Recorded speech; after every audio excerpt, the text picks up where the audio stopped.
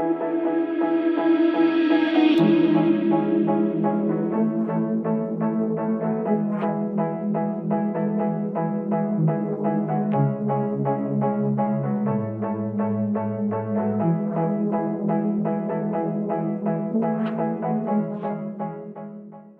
Yvonne. Hi, Evie. Hi, Evie. We're early today. Are we? We're Oh, early goodness. today, which is great because we have a bit of a challenge today, right? Yes. I had received a message. I'm just sharing this. We received a message saying it was about the content and somebody who watches very regularly and is really enjoying them. And then said, but I challenge you to do 15 minutes instead of 30 or 35, because I don't know how long we usually go on for. It's definitely more than 15 minutes. So today we're going to take that challenge. It may be the only time we do it, folks. So I'm just Yeah, saying.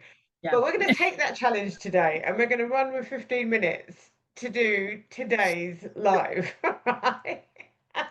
And Okay, let's go on. yeah, if you haven't tuned in before, Permission to Thrive Live is all about myth busting, looking at the phrases, the stories that we tell ourselves that we are living by and that we are often caged by, and really kind of examining what is bringing those up. So, what are the saboteur patterns, behaviors that kind of feed into these phrases? And how we can reframe them, and actually also not just about reframing them, just realize that they are not the truth. And there's always a great question that Evie puts in that says, if you want to really check in, use this question. So, yeah, so let's dive into today, which is the resilience myth. And Very resilience, interesting one, though. yeah, Yeah. I mean, resilience is Yeah. always a hot topic, right? Yeah, because I mean, who wouldn't want to be resilient? We are talking about resilience, and we usually talk about resilience through the lens of adversity, don't we?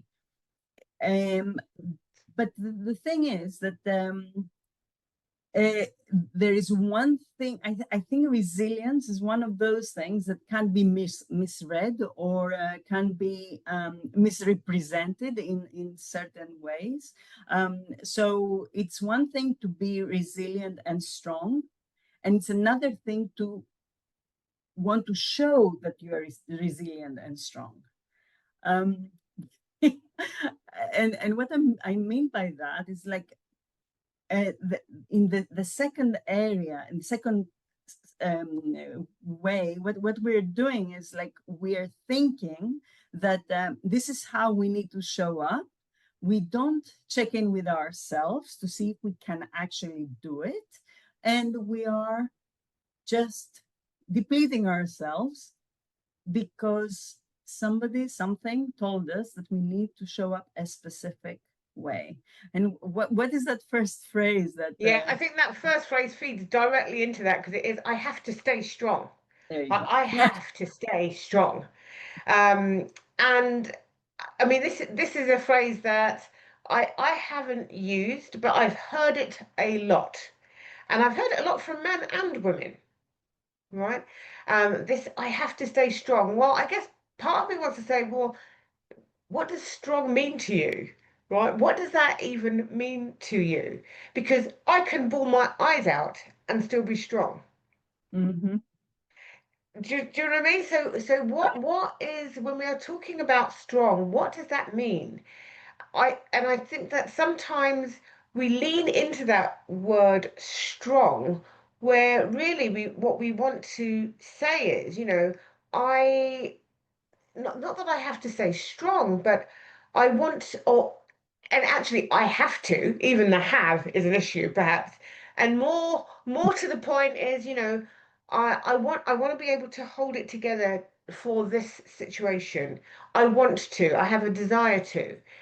But what that even that holding together, that doesn't mean that you become emotionless, right? Like, because I do think that when we talk about this, I have to be strong. It's almost like emotion goes out the window, and I just have to just get stuff done, right? It feels quite heavy and hard, and that's Absolutely. not who we are as human beings, right? And also, as you said, I mean, it is how we dress it. What is the meaning that we give it?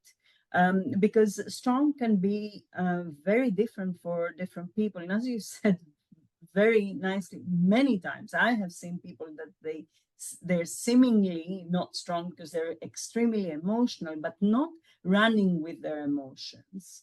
Like it's not like their emotions are not running them. They are like consciously really invested emotionally in the situation. At the same time, they're holding strong. They are there being the rock of the situation. Yeah. And I think in this case, resilience is in its best because it shows that I am strong from a very deep part of myself, very consciously strong, and this is who I really am. It's not who I need to be, Yeah. um, Yeah. or And who we other can be people. vulnerable because I think this is the other Absolutely, thing is that, absolutely. if I have to be strong, and then you're telling me I need to be vulnerable, vulnerable is weak, that's not me being strong, therefore I cannot be vulnerable. Vulnerability is part of our strength. It's probably part of our greatest strength is our willingness to disarm ourselves. And that allows people to have a real sense of who we are, what we're experiencing. And that for me is to be encouraged, not dismissed or Absolutely. overridden, as if it doesn't matter, it doesn't count, stiff upper lip and all that nonsense. No, I'm sorry, that doesn't work for me. Just saying, Well, you're the I'm not. Brit. Exactly, and it still doesn't work for me. Right, so for me, strength includes softness. Strength includes softness. Therefore, in those moments when we want to be strong or we feel the need to, whatever that means for us in the moment, we need to be strong. To remember that that does include being vulnerable. It does include being soft. It's not either or. It's the whole package. Mm-hmm. It's the whole package. It is like authenticity at its core, isn't it? It's like what is it that you want to be at that particular moment in time, not what is expected of you. And I think I'm just repeating myself, but as a controller, it's this is something that you often come across in your head. I mean, that's Yeah. I am the But controller.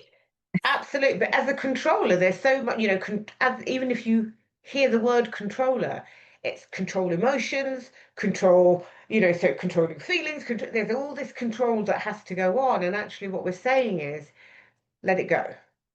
Correct. If you find yourself in a challenging or difficult situation, stop feeling like you're the only one who can deal with it, must deal with it, must show that you can. Strength, strength, strength, strength. Actually, the strength comes in, again, as I said, that vulnerability of being able to share that with somebody.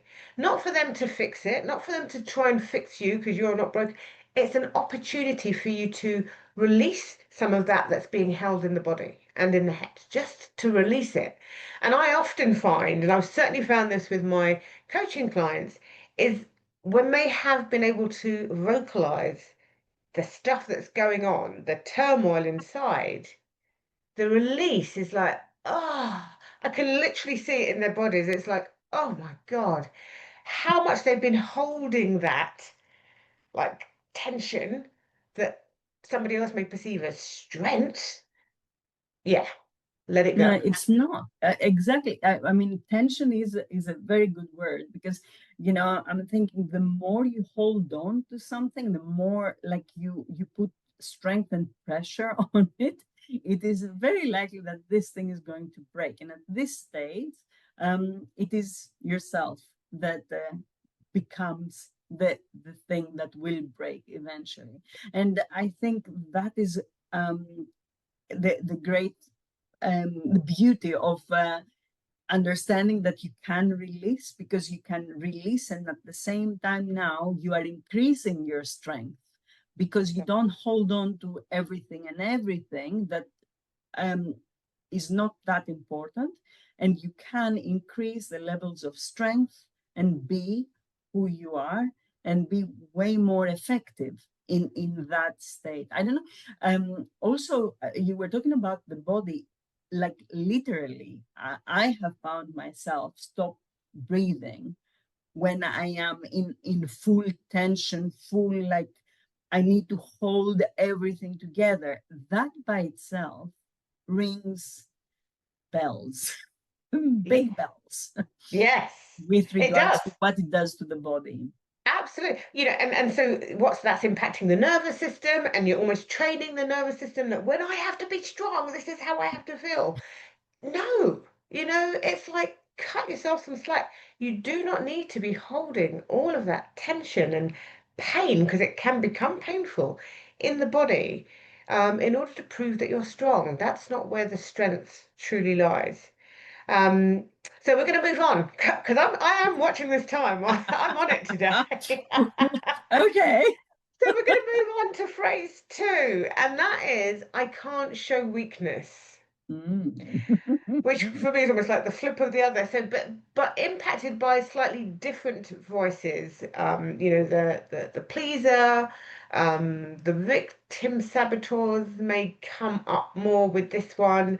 And that's almost like I must be seen to be able to hold it all together. So this is now wanting that justification, other people to see. Um, I am suffering, but I've got it. I can do this. That kind of a thing. And, I know that's a bit of dramatic acting, but I mean, it is that sense of protecting image Mhm. instead of dealing in the truth, instead of Absolutely. voicing the truth. And again, all of that stuff just gets held in the body. Like the body has to deal with all of this stuff 24/7. What your take? And who are you doing it for? As you said, it's like in essence, like the way, or you did it so well, but it is not for you really. It is for the others, right? When you get to that state and you are showing up so inauthentically, you don't do it for you. It is never for you. It's for the others. It's for people to applaud, for people to say, oh, you did it, you're so strong, you're so this, you're so that. How much does this serve you? It is always the question that you need to ask yourself. And how much does it cost you? Because we very rarely stop and ask, what is the cost of this to Exactly. ourselves, to our even our immunity, everything, our immune system, our immune system, yeah. Um, because it really hurts the body and hurts the mind as well when you're holding it so strongly together, and it doesn't come from a real core place of resilience. Yeah. And it's just, I think all of that you've just said, because for me, it's always comes back to what is this impact having? Like if I'm having to protect my image of being so strong and so together, what actually is that doing to my body, to my nervous system, to, my breath, right? Because all of those things become impacted. What's that state that my body's in because I'm so busy protecting this image for others? And the Mhm. reality is, one, how much do you think others care? I mean, it's a question to ask self, really. And what difference does it make if they're not willing to hear you out, see you, experience you in all your humanness, being soft, being emotional, if they're not able to experience the whole of who you are? what does that even mean? And not everybody in our lives is, by the way, not everybody in our lives will want to will want to cope with the whole of who we are. And that's okay. That's Absolutely. okay. But that doesn't mean to say that we then have to stop being our whole self. No. That's the No, difference. and recently I came across something very interesting, that the difference between belonging and the difference between fitting in. And I never knew that there was a difference, but apparently there is. And I think all the things that we are talking about, and how we are in our own community, it's all about belonging, and it has absolutely nothing to do with fitting in, because fitting in is by definition trying to cut yourself in the right shape so you can fit in with the whole, with the group. But belonging is more about exactly who you are. You are completely and utterly accepted, and that's okay. Yeah.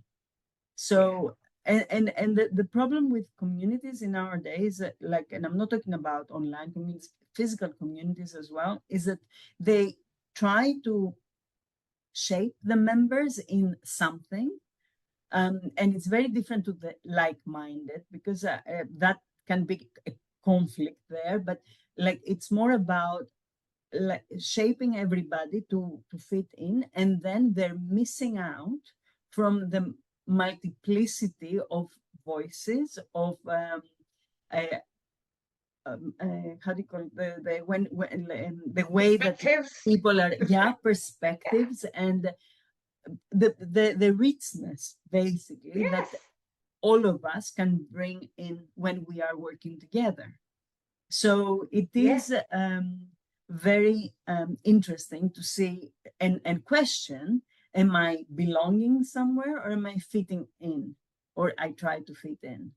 Yeah. Because that continues, like with that self-silencing that we were saying at some point.